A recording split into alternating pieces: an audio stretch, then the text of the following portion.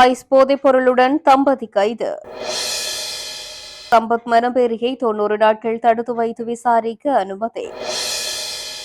நாமலின் கிரிஷ் வழக்கு தொடர்பில் நீதிமன்றின் உத்தரவு. வைத்தியங்களின் கேள்விக்கு பதிலளிக்க முடியாது, அர்ஜுனா எம்பிக்கு நோஸ்கட். அதிக கட்டணம் வசூலித்து தீர்ப்புகள், கணவர் தலையீட்டால் யாழ் வல்லாகம் நீதிபதி இடைநிறுத்தம். மின்சார சபை 4 நிறுவனங்களாக மறுசீரமைப்பு, ஊழியர்களுக்கு இறுதி கெடு. UAE என்ட்ரி பெர்மிட்டுக்கு விண்ணப்பிக்கின்றீர்களா? புதிய விதி அமல்.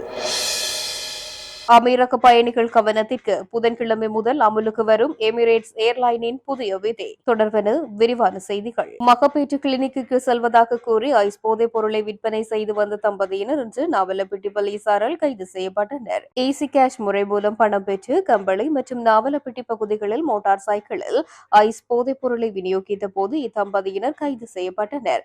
நாவலப்பிட்டியில் உள்ள தொலஸ்பாக்கை வீதியில் அமைந்துள்ள பழைய ரயில்வே உத்தியோகபூர்வ இல்லத்திற்கு அருகில் பொட்டலமிடப்பட்ட ஐஸ் பேக்கெட்டுகளை இவர்கள் மறைத்து வைத்திருந்ததாக கூறப்படுகின்றது. சந்தேக நபர்களை சோதனை செய்தபோது 52 பொட்டலமிடப்பட்ட ஐஸ் பேக்கெட்டுகள் 35 கிராம் கண்டுபிடிக்கப்பட்டன. மேலும் பல பொட்டலங்கள் சந்தேக நபரான பெண்ணின் உள்ளாடையில் மறைத்து வைக்கப்பட்டிருந்தன. 23 மற்றும் 27 வயதுடைய சந்தேக நபர்கள் கம்பளை கிரவன பகுதியை சேர்ந்தவர்கள் என்று தெரிவிக்கப்படுகின்றது. துபாய் தாரு என்ற போதைப்பொருள் கடத்தல்காரரிடமிருந்து போதைப் பொருட்களை வாங்கி ஈசி கேஷ் முறையை பயன்படுத்தி விநியோகித்ததாக கூறப்படுகின்றது. கைது செய்யப்பட்ட தம்பதியினர் நாவலப்பிட்டி நீதவான் நீதிமன்றத்தில் ஆஜர்படுத்தப்பட உள்ளனர். தற்போது விளக்கமறியலில் வைக்கப்பட்டுள்ள சம்பத் மனம்பேரியை 90 நாட்கள் தடுத்து வைத்து விசாரிக்க வலஸ்முல்ல நீதவான் நீதிமன்றம் இன்று அனுமதி அளித்துள்ளது.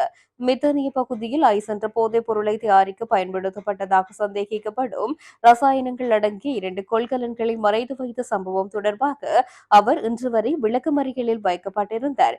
மேலும் குறித்த காணியில் ஆயுதங்கள் கண்டுபிடிக்கப்பட்ட சம்பவம் தொடர்பில் அவரை எதிர்வரும் அக்டோபர் 1 வரை விளக்கமறியலில் வைக்குமாறு வலஸ்முல்ல நீதவான் உத்தரவிட்டிருந்தமை குறிப்பிடத்தக்கது.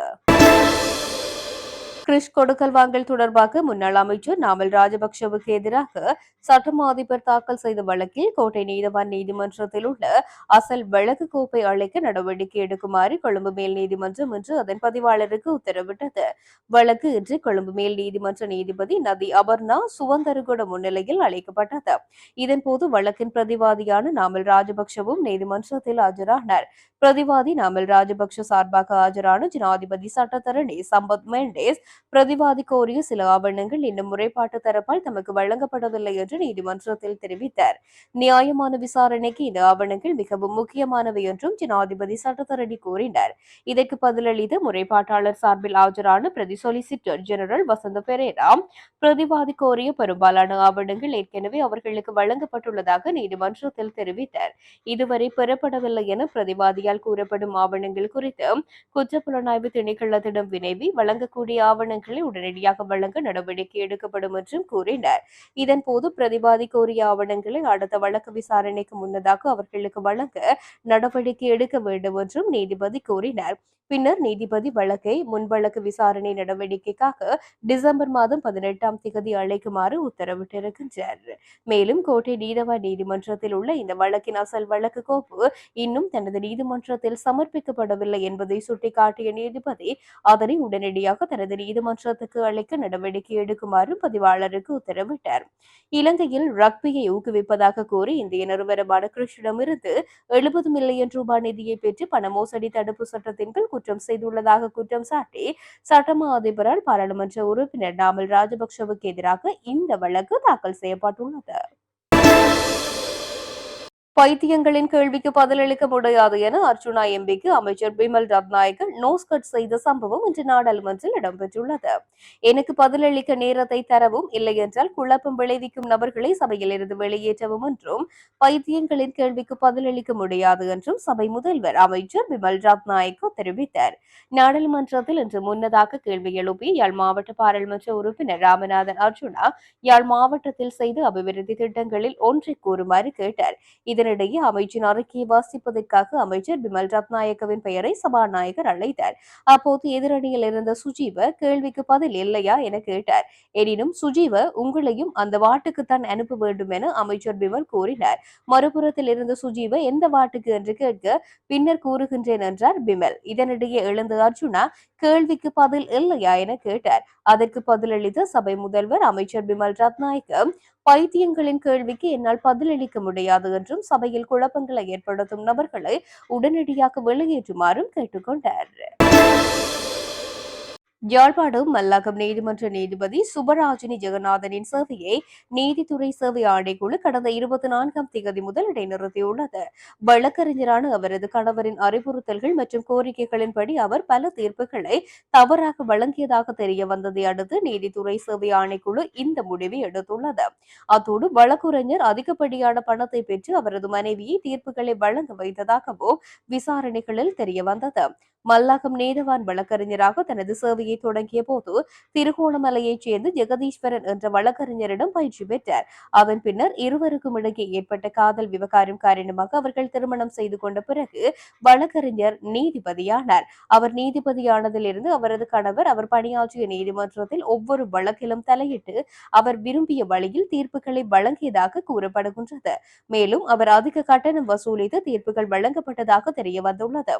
நீதித்துறை சேவை ஆணைக்குழு மேலும் விசாரணைகளை நடத்த உள்ளதனால் மல்லாகம் நீதிமன்ற நீதிபதியின் சேவை இடைநிறுத்தப்பட்டுள்ளது. அதிகார சபை 4 நிறுவனங்களாக மறுசீரமைக்கப்பட்டுள்ள நிலையில் அவற்றில் இணைவது அல்லது சுயவிரிப்பில் ஓய்வு பெறுவது தொடர்பில் ஊழியர்களுக்கு இறுதிக்கெடு விதிக்கப்பட்டுள்ளது. இலங்கை மின்சார சபையின் செயற்பாடுகளை இலகுபடுத்தும் நோக்குடன் அதனை 4 நிறுவனங்களாக மறுசீரமைக்க அரசாங்கம் நடவடிக்கை மேற்கொண்டுள்ளது. அதற்கு எதிர்ப்பு தெரிவித்து மின்சார சபையின் ஊழியர்கள் வேலைநிறுத்த போராட்டம் ஒன்றை முன்னெடுத்து வருகின்றனர். இந்நிலையில் குறித்த 4 நிறுவனங்களில் ஏதாவது ஒன்றில் இணைந்து தொடர்வதும் பணியாற்றுதல் அல்லது சுயவிரிப்பின் பேரில் ஓய்வு பெறுதல் ஆகிய ஏதாவது ஒரு தீர்மானத்தை மேற்கொள்ளுமாறு மீண்டும் மின்சார சபை ஊழியர்களுக்கு அறிவுறுத்தப்பட்டுள்ளது. எதிர்வரும் அக்டோபர் மாதம் 27ஆம் தேதி அதற்கான நாளாகவும் கெடு விதிக்கப்பட்டுள்ளது. அத்துடன் மறுசீரமைக்கப்பட்ட 4 நிறுவனங்களுக்கும் பணிப்பாளர் சபை உள்ளிட்ட நிர்வாக அதிகாரிகள் நியமிக்கப்பட்டுள்ளதாகவும் மின்சார சபையின் முக்கியஸ்தர்கள் தெரிவித்துள்ளனர். ஐக்கிய அரபு அமீரகத்தில் என்ட்ரி பெர்மிட் எனப்படும் நுழைவு அனுமதிக்காக விண்ணப்பிக்கும் நபர்களுக்கான புதிய விதியொன்று அறிவிக்கப்பட்டுள்ளதாக தகவல் தெரிவிக்கப்பட்டுள்ளது. அதன்படி அமீரகத்தில் நுழைவு அனுமதிகளுக்கான விண்ணப்பதாரர்கள் இப்போது தங்கள் பாஸ்போர்ட்டின் வெளிப்புற அட்டை பக்கத்தின் நகலை சமர்ப்பிக்க வேண்டும் என்று துபாயில் உள்ள அமர் மையங்கள் மற்றும் துபாய் மற்றும் அபுதாபி ஆகிய இரண்டிலும் உள்ள டைப்பிங் சென்டர்கள் தெரிவிக்கின்றன. இந்த மையங்களில் உள்ள ஊழியர்கள் இந்த மாத தொடக்கத்தில் இமிகிரேஷன் துறைகளிடமிருந்து ஒரு சுற்றறிக்கையை பெற்றதாக செய்தி ஊடகங்களிடம் உறுதிப்படுத்தியுள்ளனர். இது என்ட்ரி பெர்மிட் விண்ணப்பங்களுக்கான புதிய தேவையை அறிமுகப்படுத்துகின்றது. இந்த அறிவிப்பில் கூறப்பட்டுள்ளதாவது அனைத்து நுழைவு அனுமதி விண்ணப்பங்களும் பாஸ்போர்ட் வெளிப்புற பக்கம் கட்டாய ஆவணமாக சேர்க்கப்பட்டுள்ளது. இந்த தேவை புதிய என்ட்ரி பெர்மிட்டுக்கு விண்ணப்பிக்கும் அனைத்து நாட்டினருக்கும் அனைத்து விசா வகைகளுக்கும் பொருந்தும் என குறிப்பிடப்பட்டிருக்கின்றது. இந்த தகவல் வெளியானதை தொடர்ந்து உள்ளூர் ஊடகங்கள் அடையாளம், குடியுரிமை, சுங்கம் மற்றும் துறைமுக பாதுகாப்புக்கான கூட்டாட்சி ஆணையம் மற்றும் துபாயில் உள்ள குடியிருப்பு மற்றும் வெளிநாட்டினர் விவகாரங்களுக்கான பொது இயக்குநரகம் ஆகியவற்றை அதிகாரப்பூர்வ அறிக்கையாக அணுகியுள்ளதாக கூறப்படுகின்றது. எனவே இந்த புதுப்பிப்பு தகவல் நோக்கங்களுக்காக மட்டுமே பகிரப்பட்டுள்ளது. மிக சமீபத்திய மற்றும் துல்லியமான தகவல்களுக்கு விண்ணப்பதாரர்கள் அதிகாரிகளிடம் நேரடியாக உறுதிப்படுத்துமாறும் அறிவுறுத்தப்படுகின்றார்கள். துபாயை தளமாக கொண்ட எமிரேட்ஸ் விமான நிறுவனம் விமானத்தில் பவர் பேங்குகளை எடுத்துச் செல்வதற்கான புதிய கட்டுப்பாடுகளை அக்டோபர் 1, 2025 முதல் அமலுக்கு வரும் என்று பயணிகளுக்கு நினைவூட்டியுள்ளது. விமான பாதுகாப்பு நடவடிக்கைகளை வலுப்படுத்த விமானத்துக்குள் பவர் பேங்குகளை பயன்படுத்த விரைவில் தடை விதிக்கப்படும் என்ற விமான நிறுவனத்தின் முந்தைய அறிவிப்பை தொடர்ந்து இந்த நினைவூட்டல் வந்துள்ளது. அந்த அறிவிப்பின்படி வருகின்ற புதன்கிழமை முதல் பயணிகளின் இனி விமான பயணங்களின் போது பவர் பேங்குகளை பயன்படுத்தவோ அல்லது சார்ஜ் செய்யவோ அனுமதிக்கப்பட மாட்டார்கள். எமிரேட்ஸ் வலைதளத்தில் வெளியிடப்பட்டிருக்கின்ற புதுப்பிப்பின்படி பயணிகள் கேபின் லக்கேஜ்களில் ஒரே ஒரு பவர் பேங்கை மட்டுமே எடுத்துச் செல்லலாம். மேலும் சாதனம் அணைக்கப்பட்டு இருக்கைக்கு அடியில் அல்லது இருக்கை பாக்கெட்டில் சேமிக்கப்பட வேண்டும். செக்-இன் பைகளில் பயன்படுத்துவது கண்டிப்பாக தடை செய்யப்பட்டுள்ளது. இது குறித்து தெரிவிக்கையில் பாதுகாப்பு மதிப்பாய்வை தொடர்ந்து கட்டுப்பாடுகள் விதிக்கப்பட்டுள்ளதாக விமான நிறுவனம் தெரிவித்திருக்கின்றது. சேதமடைந்து அல்லது அதிக சார்ஜ் செய்யப்பட்ட லித்தியம் பேட்டரிகள் தர்பலன்றவை எனப்படுகின்ற ஒரு நிலைக்கு மாறலாம். அதனால் அதிகப்படியான வெப்பம் குவிந்து தீவெடிப்புகள் அல்லது நச்சுவாயு வெளியேற்ற முன்னேற்றத்திற்கு வழிவகுக்கும். புதிய விதிகள் அத்தகைய அபாயங்களை குறைப்பதற்கும் பயணிகள் மற்றும் பணியாளர்களை பாதுகாப்பதற்கும் நோக்கமாக உள்ளது என்றும் எமிரேட்ஸ் தெரிவித்திருக்கின்றது. இத்துடன் யாழ் டிவியின் இன்றைய செய்திகள் நிறைவு காண்கின்றன. நன்றி.